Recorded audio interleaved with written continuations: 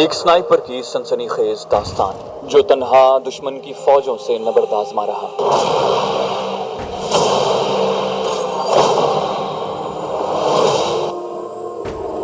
آپ کے لیے پیش خدمت ہے۔ کہانی کی طرف جانے سے پہلے آپ سب سے گزارش ہے کہ اگر ابھی تک آپ نے ہمارے چینل کو سبسکرائب نہیں کیا تو اسے سبسکرائب کیجیے اور ویڈیو پسند آنے کی صورت میں اسے لائک اور شیئر کرنا مت بھولیے، اور کامنٹ کر کے ہمیں بتائیے کہ آپ کو ہماری ویڈیوز کیسی لگیں۔ آئیے کہانی کی طرف چلتے ہیں۔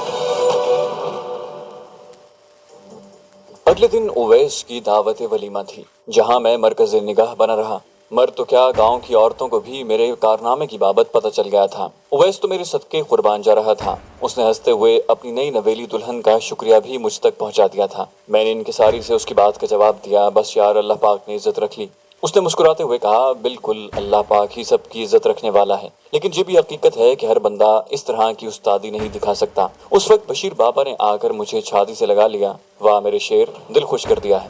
اگر آپ نہ ہوتے تو کل شاید پٹھان بھائیوں کے سامنے ہماری سبکی ہو جاتی۔ میں نے کہا، عزت ذلت اللہ پاک کے ہاتھ میں ہے چچا۔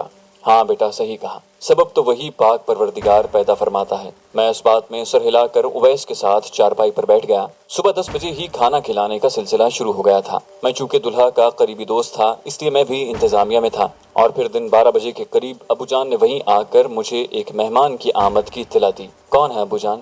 تمہارا فوج کا کوئی ساتھی ہے بیٹا۔ میں نے کہا اسے یہی ساتھ لے آنا تھا۔ ابو جان نے نفی میں سر ہلاتے ہوئے کہا، وہ ہمارا مہمان ہے بیٹا، تمہارے دوست اویس کا نہیں ہے۔ میں نے کہا اچھا آپ چلیں، میں اویس کو بتا کے آتا ہوں۔ ابو جان سر ہلاتے ہوئے واپس مڑ گئے اور میں اویس کی طرف بڑھا کہ اس سے اجازت لینا ضروری تھا۔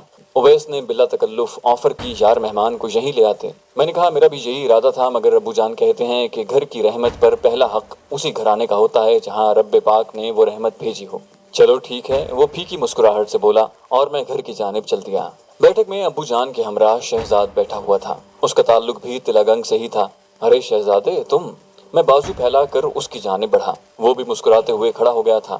پرتپاک معانقے کے بعد اس کے ساتھ ہی چارپائی پر بیٹھ گیا۔ اچھا آپ لوگ گپ شپ کرو، میں کھانے کا دیکھ لوں۔ ابو جان گھر کے اندر کی جانب بڑھ گئے تھے۔ ٹیبل پر دھرے چائے کے برتن وہ ساتھ لے جانا نہیں بھولے تھے۔ سناؤ بھائی، کیسے راستہ بھول پڑے؟ وہ ہنسا، کوئی اچھی خبر نہیں ہے۔ میں نے کہا یا اللہ خیر۔ میں نے ڈرنے کی اداکاری کی۔ بولا اتنا بھی ڈرنے کی ضرورت نہیں ہے، بس تمہاری بقیہ چھٹی منسوخ ہو گئی ہے۔ میں نے منہ بنایا، دھت تیرے کی۔ بولا گھبرا گئے؟ میں نے طنزیہ لہجے میں جواب دیا، نہیں بہت خوش ہوں۔ بولا وجہ نہیں پوچھو گے؟ میں نے کہا نہیں، پہلے چھٹی کی منسوخی کی خبر ہضم کر لوں۔ وہ بولا اب اتنا بھی خراب نہیں ہے تمہارا ہاضمہ۔ میں نے کہا اچھا پھوٹو، تمہارے پیٹ میں درد ہو رہا ہے؟ اس نے قہقہ لگایا اور کہا، یقین مانو کسی فوجی کے لیے سب سے بری خبر چھٹی سے بلاوے کی ہوتی ہے۔ صحیح کہا یار۔ میں نے تکیے کے ساتھ ٹیک لگا لی۔ اس نے محتاط الفاظ میں مجھے اصل بات بتانا چاہی۔ کسی کورس کے سلسلے میں ملک سے باہر جانے کا سنا ہے میں نے۔ ملک سے باہر؟ کیا میں نے جانا ہے؟ میرے لہجے میں بے یقینی تھی۔ 2 نشانے باز جائیں گے اور ان کا انتخاب کارکردگی کی بنیاد پر ہوگا، تو 2 بندوں کے جانے کا میری چھٹی سے کیا تعلق؟ بولا کل سے تمام لوگوں کی 2 ہفتوں کی پری ٹریننگ شروع ہو رہی ہے۔ ٹریننگ کے اختتام پر اچھی کارکردگی والے 2 سنائپرز امریکہ جائیں گے۔ وہاں پر دوسرے ملکوں سے بھی کچھ سنائپرز آ رہے ہیں۔ وہاں پہلا ہفتہ تو رینج ماسٹر کی سائٹ کے بارے میں جانکاری مہیا کرنے کے متعلق ہوگا۔ اس کے بعد 8 ہفتوں کا سنائپر کورس ہے جس میں کارکردگی کی بنیاد پر سرٹیفکیٹ بھی دیے جائیں گے، اور یقیناً ہر ملک چنے ہوئے افراد ہی بھیجے گا، اور یہی کوشش ہمارے کمانڈر کی بھی ہے۔ میں نے حیرانی سے پوچھا، مگر یار رینج ماسٹر تو برطانیہ کا ہتھیار ہے۔ ان دنوں رینج ماسٹر نئی پاکستان آرمی میں وارد ہوئی تھی۔ یہ ایک لانگ رینج اور بڑے کیلیبر والی سنائپر رائفل ہے، اور اپنی ٹیلیسکوپ سائٹ کی مدد سے کوئی بھی اچھے نشانے باز اس سے 1.5 سے 2 کلومیٹر تک کسی انسان کو نشانہ بنا سکتا ہے۔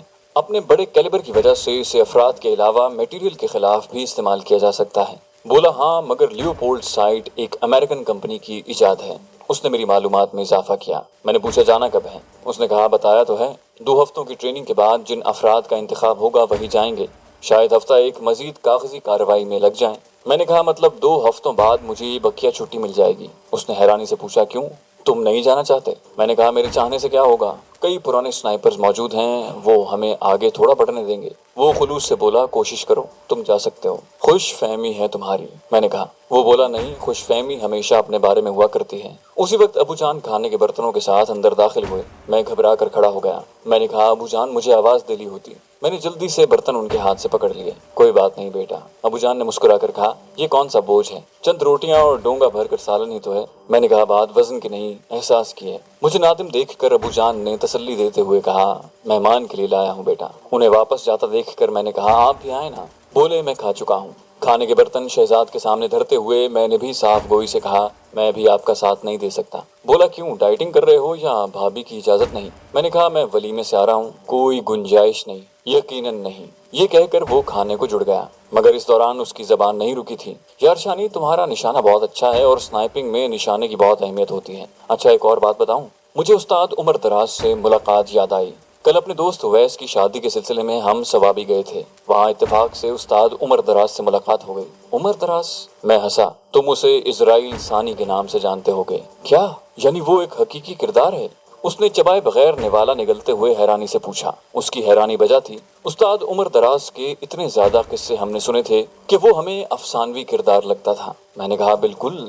بولا مگر تم نے اسے کیسے پہچانا، مطلب تمہارا تعارف کیسے ہوا؟ جواباً میں نے ملاقات کی ساری تفصیل دہرا دی۔ اس نے بے ساختہ مجھے داد دیتے ہوئے کہا، واہ، اس کا مطلب ہے جناب کی نشانہ بازی کی شہرت پنجاب سے خیبر پختونخوا تک پھیل چکی ہے۔ میں نے کہا شہرت کہاں یار، استاد عمر دراز نے میرے شیخی کے غبارے سے ایسی ہوا نکالی کہ اب تو شرمندگی ہو رہی ہے۔ بولا بے وقوف ہو تم، اس جیسے اہل فن کا تمہاری نشانہ بازی پر بات کرنا ہی تمہارے لیے باعث فخر ہے۔ میں نے اس بات میں سر ہلایا، صحیح کہا بالکل۔ بولا ویسے وہ دکھنے میں کیسا ہے؟ میں نے کہا درمیانی قد و قامت کا ہے، قریباً میرے جتنا ہی قد ہوگا۔ وہ بولا کبھی موقع ملا تو ملاقات کو چلیں گے۔ میں نے کہا انشاءاللہ ضرور۔ بولا واپسی کا کیا ارادہ ہے؟ میں نے کہا اپنی کہو۔ بولا جمعے کو آیا تھا اور آج ہی واپسی۔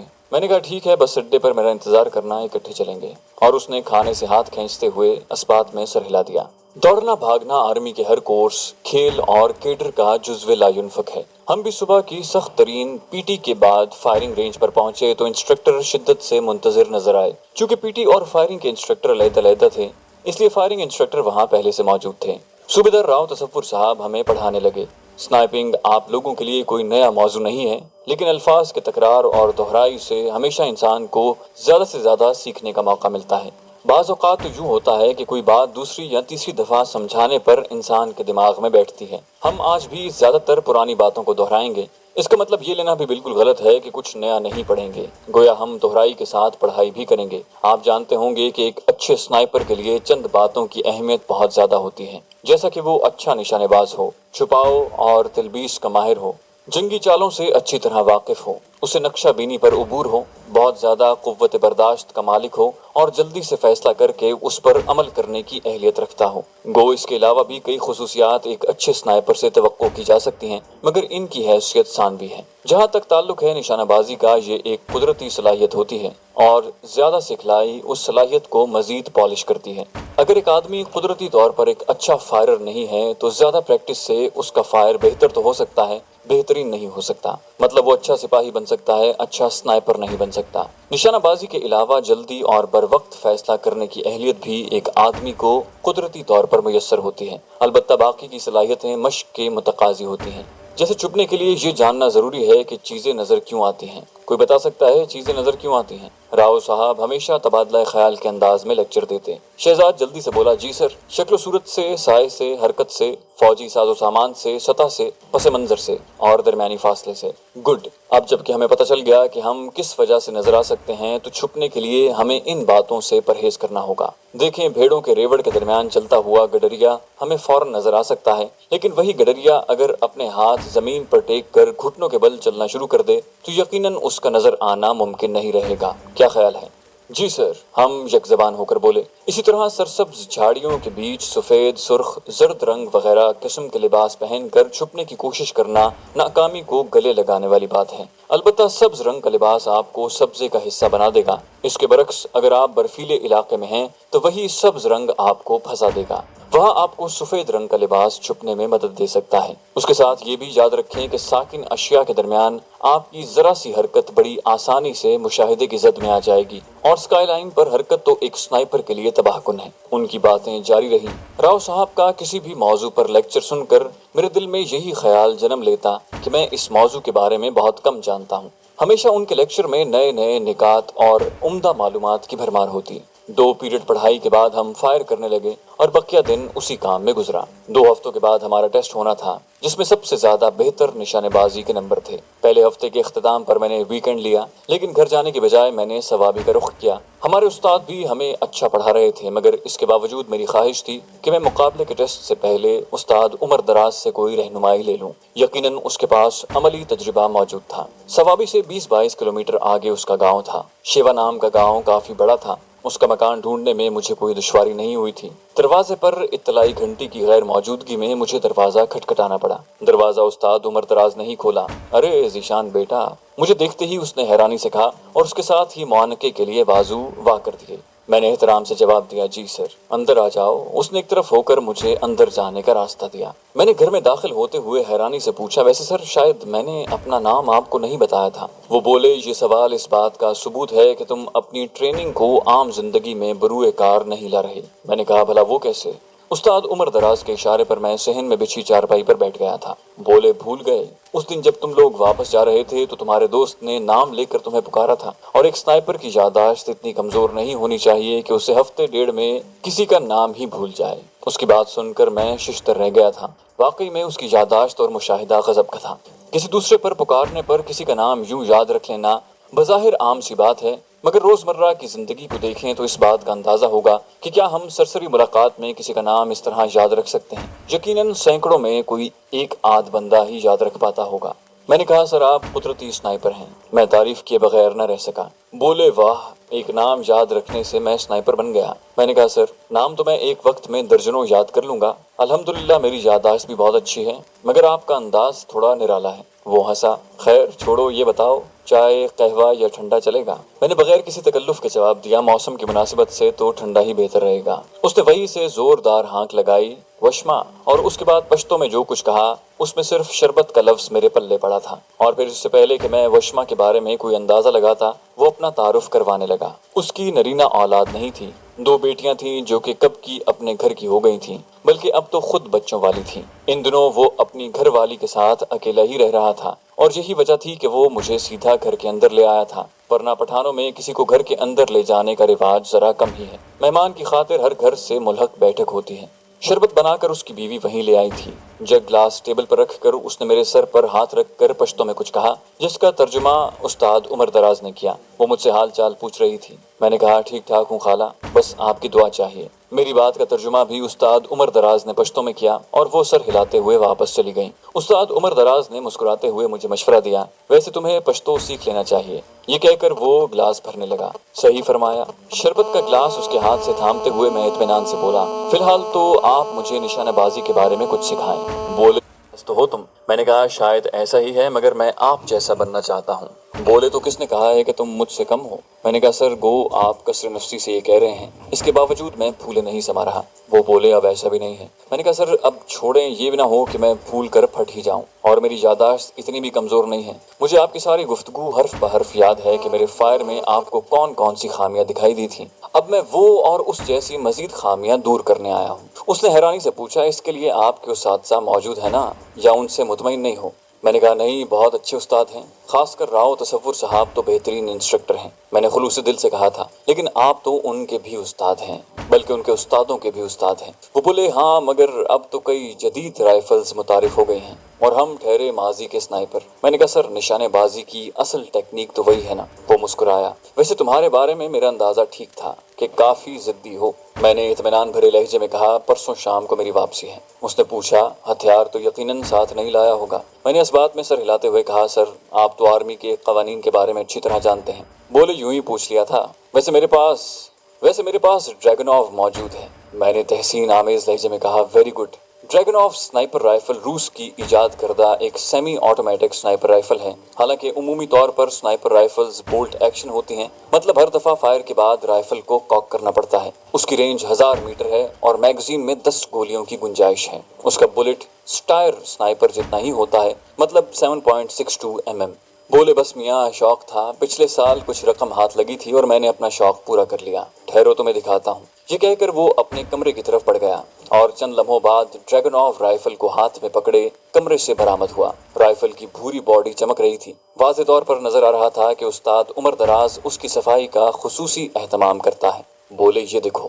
اس نے رائفل اس انداز میں دونوں ہاتھوں میں پکڑی اور ایسے میرے حوالے کی گویا وہ کوئی مقدس صحیفہ ہو۔ میں نے اس کے ہاتھ سے رائفل تھامتے ہوئے اپنی ٹریننگ کے مطابق سب سے پہلے رائفل کی میگزین اتاری اور پھر 2 دفعہ کاک کر کے اس کے خالی ہونے کا یقین کرنے کے لیے اس کی بیرل اوپر کی طرف کر کے میں نے ٹریگر پریس کیا اور پوچھا، کافی مہنگی آئی ہوگی؟ بولے، نہیں، میرے شوق سے تھوڑی کم قیمت ہی تھی۔ میں نے کہا، ہاں سر، شوق سے تو ہر قیمت کم ہی ہوتی ہے۔ اور اس کی ٹیلیسکوپ سائٹ؟ میں بے ساختہ ہنس کر پوچھا۔ بولے، خریدی تھی، اس کے بغیر یہ رائفل کس کام کی؟ میں نے اس بات میں سر ہلایا۔ بالکل صحیح کہا سر۔ اسی وقت شام کی اذان ہوئی۔ وضو کر کے ہم مسجد میں چلے گئے۔ وہاں کافی آدمیوں نے مجھے پہچان لیا تھا۔ اویس کی شادی کے دن میں نے نشانہ بازی کا جو مظاہرہ کیا تھا وہ انہیں بھولا نہیں تھا۔ وہ تمام مجھے بہت محبت اور عقیدت سے ملے تھے۔ نماز کے بعد کافی آدمی بضد تھے کہ میں ان کے گھر کھانا کھانے چلوں، مگر استاد عمر دراز خود ایک روایتی پٹھان تھا۔ گھر آئی رحمت کو وہ کسی کے گھر کیسے جانے دیتا؟ کھانا کھا کر ہم عشاء کی نماز تک گپ شپ کرتے رہے۔ نماز پڑھ کر استاد عمر دراز بیٹھک ہی میں رائفل اٹھا لایا اور مجھے نشانے بازی کے متعلق خاص باتیں بتانے لگا۔ بولا، پتہ ہے فائر پر سب سے زیادہ اثر انداز ہونے والی چیز کون سی ہے؟ میں بغیر کسی جھجک کے بولا، ہوا۔ اس نے تحسین آمیز انداز میں سر ہلایا۔ گڈ۔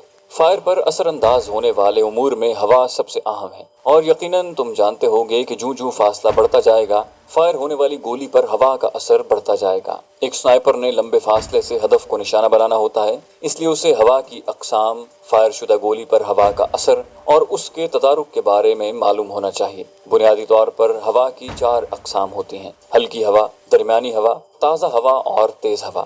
استاد عمر دراز ہوا کے فائر پر اثر انداز ہونے پر تفصیل سے روشنی ڈالنے لگا۔ گو ان باتوں میں اکثر باتوں کا مجھے پہلے سے پتا تھا، مگر کافی باتیں نئی بھی سننے کو ملی۔ ہوا کے تذکرے کے بعد وہ دھوپ، دھند، ٹھنڈ، بارش، نمی، درجہ حرارت اور گیلے ایمونیشن وغیرہ کے بارے میں بھی تفصیل سے بتانے لگا۔